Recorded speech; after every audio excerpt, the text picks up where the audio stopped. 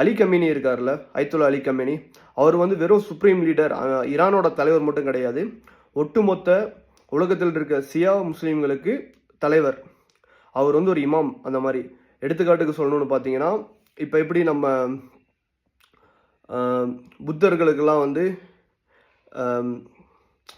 புத்திஸ்ட்டுக்கெல்லாம் பார்த்தீங்கன்னா இங்கே தலாய்லாமா இருக்காரோ, அந்த மாதிரி ஷியா முஸ்லீம்களுக்கு, உலகத்தில் இருக்க எல்லா ஷியா முஸ்லீம்களுக்கும் தலைவர் வந்து அயத்துல்லா அலி கமேனி தான்.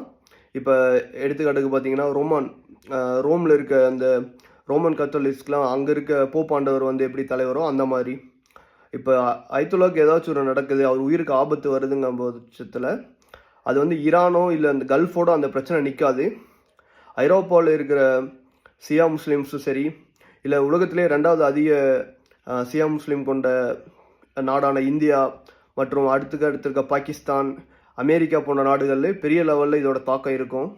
அதனாலேயே மெயினாக வந்து ஈரான் மேலே வந்து ஒரு தாக்குதல் நடத்துறதுக்கோ இல்லை அயத்துல்லாவை வந்து இப்போ நம்ம வெனின்சுலாவில் இருந்து மேதுரோவை தூக்குற மாதிரி தூக்குறதுக்கு வந்து அமெரிக்கா வந்து யோசிக்கிறாங்க. அதுக்கப்புறம் இன்னொரு முக்கியமான விஷயம் என்னன்னு பார்த்தீங்கன்னா, ஒருவேளை சக்ஸஸ்ஃபுல்லாக வந்து இந்த ப்ரொட்டஸ்டெல்லாம் தடுத்து அயத்துல்லாவை வந்து அமெரிக்கா கைது செய்தாலும், அடுத்து அங்கே ஈரானில் ஒரு ஸ்ட்ராங்கான அரசாங்கம் அமையாமல் இப்போ ஏமனில் இருக்க மாதிரியோ இல்லை காசாவில் இருக்க மாதிரியோ ஒரு மிலிட்டன்ட் கிட்ட வந்து அந்த நாடு வந்து போகும் பட்சத்தில் ஃப்ரீக்வெண்ட்டாக வந்து இப்போ எப்படி ஏமன் வந்து சவுதி மேலே அப்பப்போ சான்ஸ் கிடைக்கும் போதெல்லாம் வந்து ஏவுகணை தாக்குதலோ இல்லை அங்கே இருக்க எண்ணெய் கிடங்களை தாக்குதல் நடத்துகிற மாதிரி ஈரான் பார்த்தீங்கன்னா அங்கே இருக்க ஈராக்லேயோ இல்லை அமெரிக்கன் பேசஸ்லேயோ சவுதியோட எண்ணெய் கிடங்களையோ அடிக்கடி தாக்குதல் நடத்துறதுக்கு அதிக வாய்ப்பு இருக்குது. ஈரானில் ஒரு ஸ்டேபிள் கவர்மெண்ட் இருக்கணும், ஆனால் அது மேலே வந்து பொருளாதார தடை இருக்கணும்.